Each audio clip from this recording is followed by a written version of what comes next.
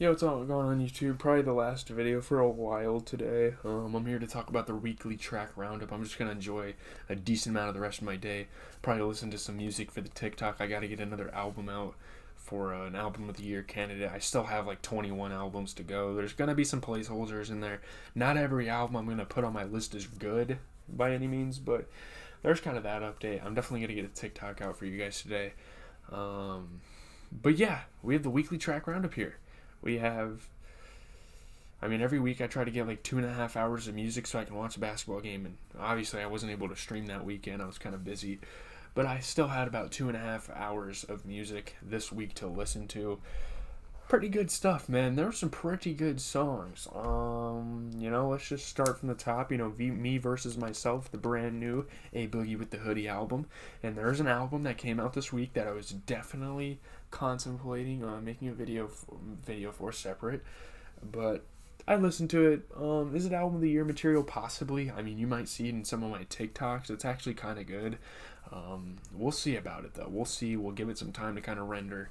But Me Versus Myself is an A Boogie record. The legend of A Boogie with the Hoodie was built on heartbreak. The Bronx Hailing MC's breakout 2014 mixtape Artist was chock full of it, with A Boogie, whose real name actually is Artist, which is insane. That's so cool, man.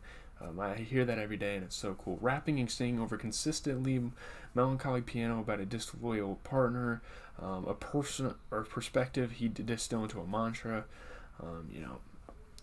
There's a couple songs that display that message. Upon the creation of his fourth studio album, Me Versus Myself, A Boogie found himself down in the dumps yet again, but in a way he'll say it was maybe too real for radio. Near the end of the project's creation, A Boogie's world was rocked by the September 2022 murder of beloved Philadelphia singer P&B Rock, who also happened to be one of his most cherished collaborators. You wouldn't necessarily know what was going on with A Boogie in the process of him making the album. The project's 22 tracks sound most indebted. He sang about a lot of kind of similar sentiments. I can't talk. He kind of had similar sentiments on his albums on Artist 2.0.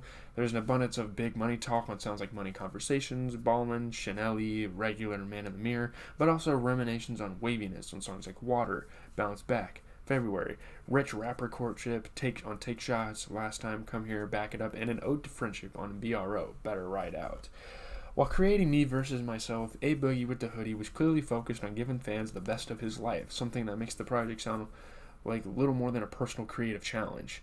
I actually really messed with this album. The singles that came out for the album, it didn't give me a whole lot of hope, but really, there were a lot of, but honestly, there were a lot of really dope tracks. The Damn Homie with Lil Durk, Man, Water, Drowning Part 2 with Kodak was great. I can't think of, Ballin' was actually solid. I think it was premiered on 2K, but I still put it on here. I can't seem to. There were some really weird tracks and weird bars on here and whatnot, but overall, I think this album did its job. I don't think it was too bad. So with that note, I'm just going to move on because we have a brand new SZA album. Obviously, that's what a lot of people are really excited for. I might re-listen to it today. I think I am. I think I will. I'll re-listen to it today and give you guys the TikTok on that. I think it's the next best album in line. Obviously, we have Chief Keef still coming out this month, and who knows what else. So that's pretty exciting. Hopefully we can get a couple more albums so we don't just have a bunch of... Ghetto Gods is kind of like a placeholder album, honestly, from Earth Gang. Not that it's a bad album, but yeah. But let's talk a little bit about the SZA album SOS that dropped this week. Obviously, Save Our Ship. Oh, she copied Baby Keem with the cover. People think album covers make the album. They matter more than anything. Music fans get kind of weird sometimes. I will admit that. But in 2017, Control, a 14-track project rife with songs about love, sex, self-doubt, and heartbreak, became one of the most influential albums in R&B, period. People were just jacking it. That sounded weird. Jocking it. Whatever. Jacking it. Playing it. Back and forth. There are so many great things. You could, listening through that project, you could find something you liked about it. It was really good. Control was the soundtrack for many people in their 20s, highlighting the growing pains of young adulthood. SZA's vulnerability and raw honesty, coupled with ultra relatable lyrics full of diary-like ruminations and conversations from friend group chats, are what made her debut so impactful. That's probably one of the best debuts from an R&B artist I've ever heard. I listened to it, not right when it came out, but when people obviously started talking about it. She was making big waves in TDE, Top Dog, and yeah, I was like, okay, I'll give this a listen. I really liked it. Where Control reflected SZA's journey towards finding self-love and acceptance, her long-awaited sophomore LP, SOS, finds the St. Louis-born singer-songwriter, which is crazy. I didn't even know she was from St. Louis. Dealing with some of the same topics of love and relationships from a more self-assured place. Like, she's kind of gotten over a lot of things, but she's still kind of talking about them, like kind of reflecting on them. She ditches the uncertainties of her romantic entanglements to save herself most of the time. Very soulful and gritty. The opening track was great. SZA reintroduces herself and says precisely what's on her mind after a night of crying over a lost relationship. She had a lot of swagger on this LP. I really appreciated the work she put into this. This isn't the only song. These aren't the only moments that show her weariness towards relationships that no longer serve her. There's a couple of other songs that do this. She finds the confidence to know what she doesn't need to depend on a man divine happiness on a couple of songs. However, not every song on the project is about moving on and leaving her past relationships behind her. SZA still has a penchant for making wrong decisions that may not end well for her on songs like Too Late and F2F, and questions her worth in some instances on a song like Special. The album sketches the ebbs and flows of emotions with strength in one moment, but deep regret and sadness the next. There's growth between her debut and sophomore album, not just lyrically, but sonically as well, blending a mix of her beloved lo-fi beats and sharing space with grunge and punk-inspired songs without any of it sounding out of place. I think she did really well at genre bending here and kind of going in different lanes. Obviously, a problem with a lot of R&B artists is that they just kind of stick with the same style, and SZA didn't want to be put in that lane, She wanted to break away, and I really appreciated that out of her. Working with Phoebe Bridgers was cool. They take a deep look at the duo, on that song they work together. They take a deeper look at the realities of stardom, looking for a bit of humanity within their day-to-day interactions. The track is not only progressive in its use of strings and acoustic guitars, but haunting in its vocal performance. Throughout the journey of SOS, there are moments of clarity and tenderness where SZA goes through the discomfort of healing while trying to find the deeper meaning within the trials and tribulations she endures. She embraces this new level of confidence in her life where she isn't looking for anyone to save her from the depth of her emotions, but instead is at peace with where she's at in life. And with an album like this, with something like contrasting from her debut project, this is just kind of the reason why she's one of the best female artists in the game. The way she's so vulnerable and the way she can express her emotions through her music, it's a beautiful thing. Let's move on. We have other stuff to talk about. Lil Durk dropped a single off of an OTF compilation album, which I don't know how much of that I'm going to listen to when it comes out. I'm not really sure about it. Hanging with the Wolves, he drops the single here. It's actually a pretty strong single, probably one of Durk's best this year. And you guys might see 7220 making my top 50. I think it will. But yeah, Lil Tecca comes in with probably one of his best songs of the year with Blessing. I love how different this beat sounds for Lil Tecca. I think it was really good for him to move in this direction. I don't even know how to explain this song at all. It's just really interesting. YG and Lil Wayne collab on Miss My Dogs, which is a really cool collaboration, and I think a collaboration that not a lot of people are going to talk about, because not a lot of people really pay attention to shit like this. But YG, Lil Wayne, they come in with this track, and it was pretty good. And the cover of it kind of looks like the Biggie Smalls album cover. Polo G as well. I'm just kind of getting through the undercard because I think the two big albums that dropped this week are the main albums. Polo G drops My All. A lot of people were excited about this. This is kind of like his return to music. I think he's kind of been around pretty much the whole time, but this is like his official return to music, if I'm being fair with you.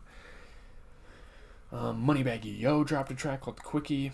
I mean, obviously sexual sentiments are coming out of that song, but A Boogie's got a really dope sound. He's really putting it on for Memphis. I appreciate what he's doing. Obviously, I'm not from Memphis. I wouldn't really understand the sound that much, not being from that area. But there have been some great artists, not great, good artists. Italy Choppa, obviously 3-6 Mafia is the big one for those guys. With Juicy J and all them.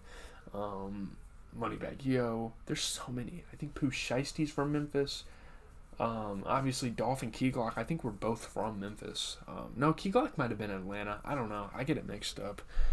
But yeah, Moneybagg Yo putting on for Memphis. Love it. Russ. Every time Russ drops, I mean, he's kind of a corny guy. I'm not a huge fan of him, but some of the songs he drops are pretty good. He drops Too Much here. Very bass boosted. Very bouncy track. It's pretty dope. It's a pretty good song. Probably one of Russ's stronger tracks of the year. Probably one of his stronger tracks since the Lil Baby collaboration he had. I don't remember when that was, but K Flock dropped an album, the DOA tape, the Care Package. Born in the Bronx, the drill rapper K Flock here. Making some songs with guys like 504 and G Herbo. I checked those songs out. That's really it. They were pretty fire. I mean, G Herbo's part was good. Obviously, 504 fits well in the drill lane. Shout out to K Flock. Pretty dope there. Rolling Loud, Ray Shrimmerd, and Duke Deuce. Duke Dennis is the AMP guy. Shout out to AMP. Any means possible. I don't fucking know. Duke Deuce and Rolling Loud and Ray Shrimmerd work together on this album for Rolling Loud. Maybe they'll play it at the next festival. Maybe this was teasing what their next lineup will be for their next big show that they haven't announced. Ray Shrimmerd and Duke Deuce so far being artists that'll possibly be there. I don't know when they're dropping this album, when they're supposed to or whatnot. But it might be cool. I don't know. Finger food. It's not bad. It's got a cool guitar. I think Duke Deuce is from Memphis as well, so that's cool. I don't really have anything to say. Jackboy and T.I. work on NWA together. Very, very out of the blue, very out of nowhere collaboration here. That's really cool that these two artists work together on a song. T.I. is obviously one of the best Southern rappers of all time, and Jackboy is looked at as a freaking Kodak copycat for a while, but I don't know. He still sounds like Kodak. I mean, I don't think there's anything he can do about that. His voice sounds like Kodak, so people automatically have that assumption. Not a great track. I don't know. It's okay. Let's just move on, man. Jay Critch drops Cheating Freestyle. I actually kind of liked this track. I mean, usually when I listen to the new music, I listen to it kind of in the background. So, when Jay Critch drops I don't want to play it, but Jay Critch dropped a little something. And then to close it out, we have Mount Westmore, Snoop Dogg, and Ice Cube working on a project together. I didn't listen to the whole thing. I figured I'd just listen to 4 tracks off of here. But yeah, 4 West Coast rap legends take it back to the old school, kind of giving us an old school, kind of like a hip-hop timepiece type of thing. It's cool. It's fun. I guess it's fun to listen to. Very legendary. I love E40's voice. You have Too Short on here. West Coast, man. It's just a West Coast banger, and I feel like all the guys that are 40 plus on the West Coast are bumping the hell out of this right now. This is very underrated. I don't think it was promoted or anything, which is kind of disappointing. Obviously, rap legends are on this album. I mean, it's cool. You sit in the hoopty and you're kind of on the hydraulics and you're listening to this damn thing. I guess that's the listening environment for this album. I don't really have much to say. I think this is the perfect time to close out the video. Be on the lookout on my Twitch, GZTV Live on Twitch, all lowercase, no spaces, nothing. I might do a Fortnite stream today. I have to play Madden today. I have to grind out my Mutmas calendar shit.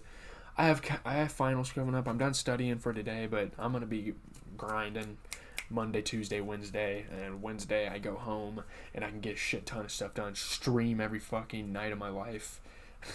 I'll probably stream every night at Christmas break, honestly. I'll try to make that a thing, unless I work the next day, because I'm going back to work and stuff. But leave a like, comment, and subscribe. As always, it is GZTV. Be on the lookout on my Twitch. I'll give you guys my Twitch right now.